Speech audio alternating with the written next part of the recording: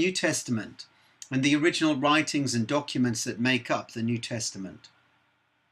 Unlike the Old, which was compiled over several thousand years, the New Testament was compiled within one lifetime, comprising the historical accounts of the Gospel writers, Matthew, Mark, Luke, and John, and the correspondence of the apostles with the early church body.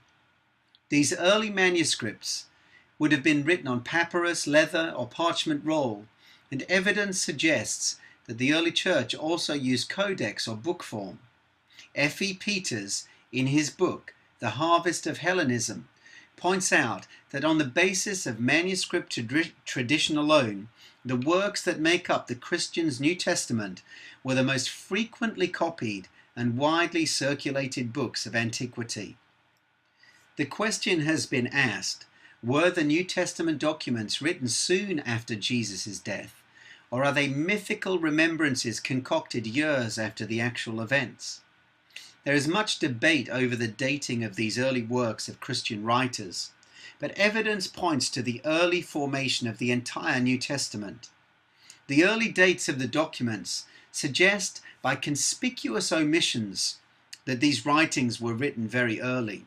These omissions include Nero's persecutions, which happened after AD 64, the execution of James in AD 62, the Jewish revolt against the Romans AD 66, and the destruction of the temple in AD 70. All of these things are not mentioned in the New Testament, which suggest that these writings were created before that time. Even conservative scholars place the dating of the original manuscripts between 64 to 100 AD, the latest of these being the writings of John. So we can be sure, we can be certain that we have in our hands copies of documents that were written. They were fresh in the mind of eyewitnesses. They weren't concocted years and years or decades later.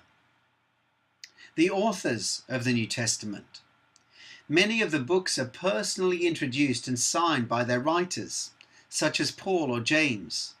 John clearly says in his gospel account, "This is the disciple who testifies of these things and wrote these things, and we know that his testimony is true." John 21, verse 24, leaving no question as to the author.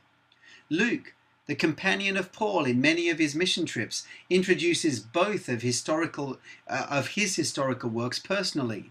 The authorships of the other two Gospels, Mark and Matthew, are also confirmed by external witnesses. The historian Eusebius preserves the writings of Papias, the bishop of Hierapolis, AD 130.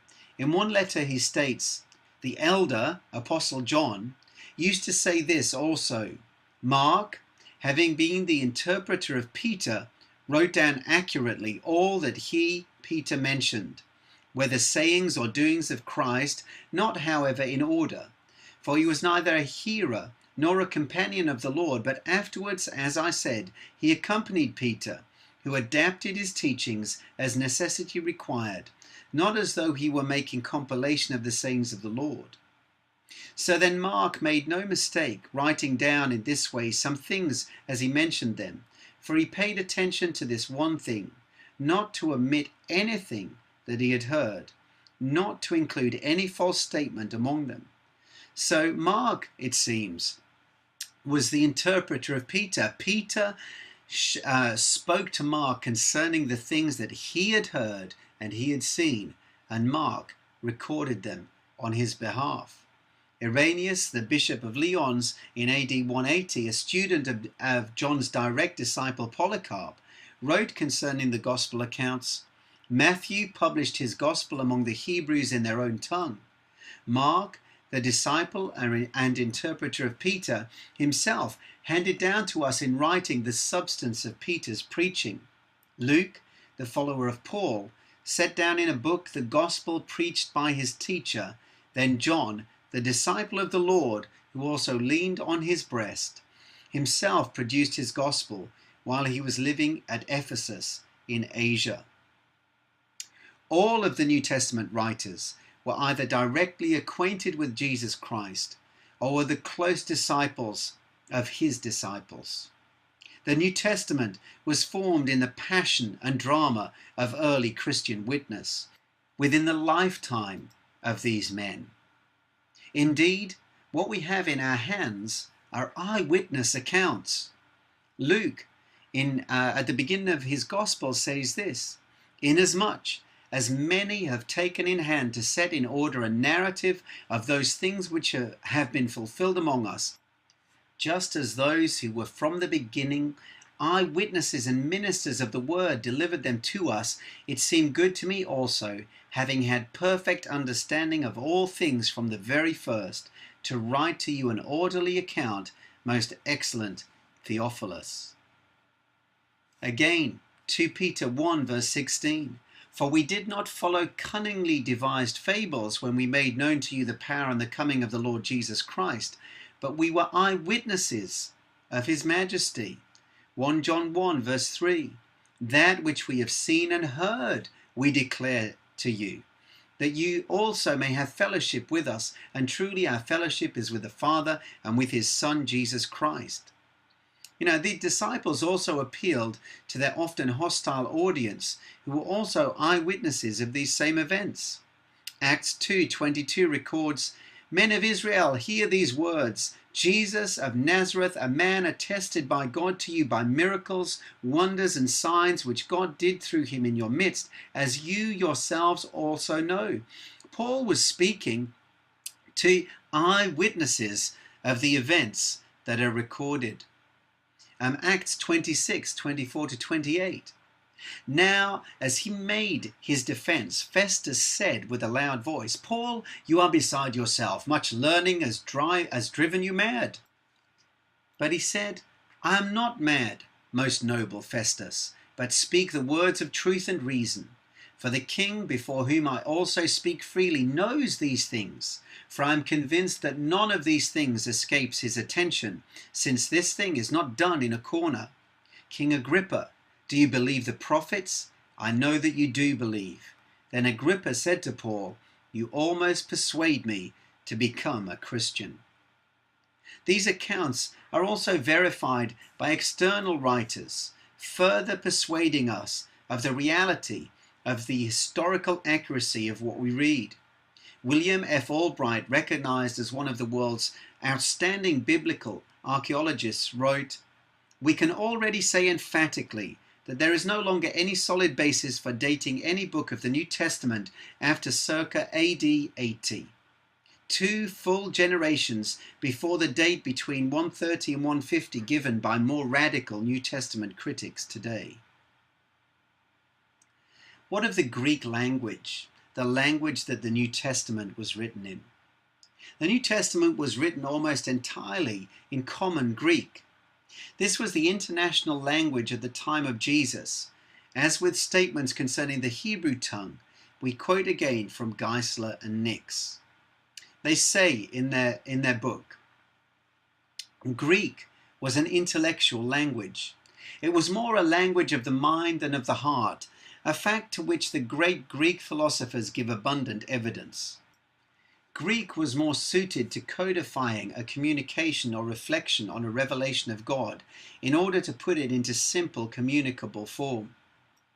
It was a language that could more easily render the credible into the intelligible than could Hebrew.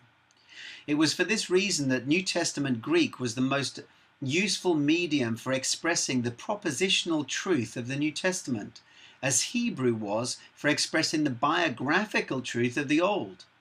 Since Greek possessed a technical precision not found in Hebrew, the theological truths which were more generally expressed in the Hebrew of the Old Testament were more precisely formulated in the Greek of the New Testament.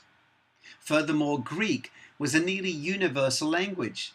The truth of God in the Old Testament, which was initially revealed to one nation, Israel, was appropriately recorded in the language of the nation, Hebrew. But the fuller revelation given by God in the New Testament was not restricted in that way. In the words of Luke's Gospel, the message of Christ was to be preached in his name to all nations. The language most appropriate for the propagation of this message was naturally the one that was most widely spoken throughout the world. Such was the common Greek, a thoroughly international language of the first century Mediterranean world. It may be concluded then that God chose the very languages to communicate his truth which had, in his providence, been prepared to express most effectively the kind of truth he desired at that particular time in the unfolding of his overall plan. Hebrew, with its pictorial and personal vividness, expressed well the biographical truth of the Old Testament. Greek, with its intellectual and universal potentialities, served well for the doctrinal and evangelistic demands of the New Testament.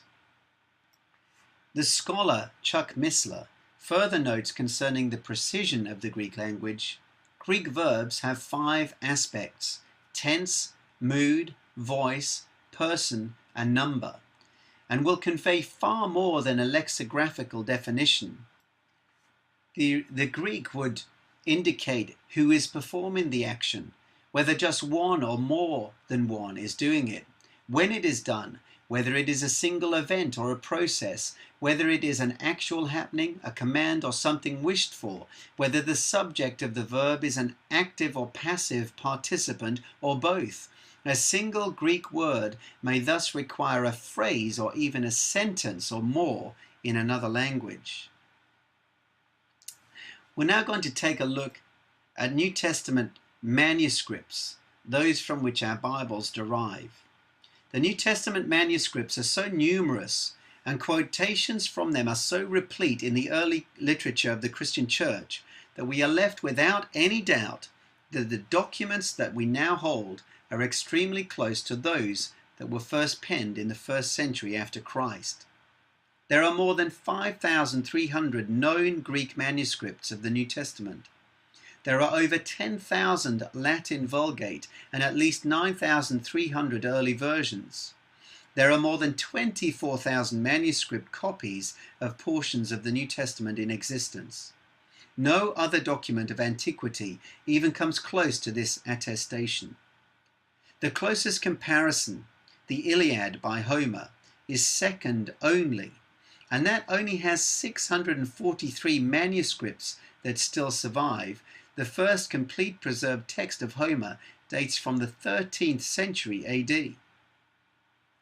Early manuscript reliability is strongly supported by more than 15,000 existing copies of versions in other languages, with Syriac and Latin translations of the New Testament dated back as far as AD 150, very close to the times of the originals. The writings of the early church fathers also contain so many references to the New Testament documents that even if all the manuscripts themselves were lost or destroyed, almost the entire New Testament could be collated from this broad resource. Josh McDowell records the following statement from Sir David Dalrymple, who, after a great deal of investigation, concluded, "As I possessed all the existing works of the fathers from the 2nd and 3rd centuries, I commenced to search, and up to this time I have found the entire New Testament except 11 verses." Again, we refer in conclusion to the studies of Sir Frederick Kenyon. He said this: "It cannot be too strongly asserted that in substance the text of the Bible is certain, especially in the case of the New Testament. The number of manuscripts of the New Testament, of early translations from it, and of quotations from it in the oldest writers of the church is so large that it is practically certain that the true reading of every doubtful passage is preserved in some or other of these ancient authorities. This can be said of no other book in the world. Scholars are satisfied that they possess substantially the true text of the principal Greek and Roman writers whose works have come down to us, of Sophocles, Theaetetus, Cicero, Virgil. Yet our knowledge of their writings depends on a mere handful of manuscripts, whereas the manuscripts of the New Testament are counted by hundreds and even thousands." We're now going to take a brief look at the internal evidence that's presented to us regarding the authenticity of the scriptures. Having established the reliability of the texts, one still has to determine that the written record we are presented with is credible, and to what extent. The historian would consider such things as scientific statements contained in the documents, archaeological proofs that the geography and history presented in the documents are accurate. We would ask, did the people spoken of actually exist, and do and say those things that these documents record? Is there evidence of fraud, or are there clear contradictions within the text which disqualify it? Both Old and New Testament documents have withstood rigorous scrutiny and critical examination in all of these points. Archaeology over the past century has confirmed the biblical records again and again, further establishing their trustworthiness. Science has often claimed to be at odds with what the Bible presents, but again, the findings of science over the past century have done more to confirm the biblical record than undermine it. Unlike many other religious texts, which present outlandish theories for the origin of the universe and its sustenance, the biblical record is clear and precise in what it presents, and an integrated scientific philosophy can be built upon its statements. We will consider just a few of them later in our sessions concerning the science of creationism in Module 3.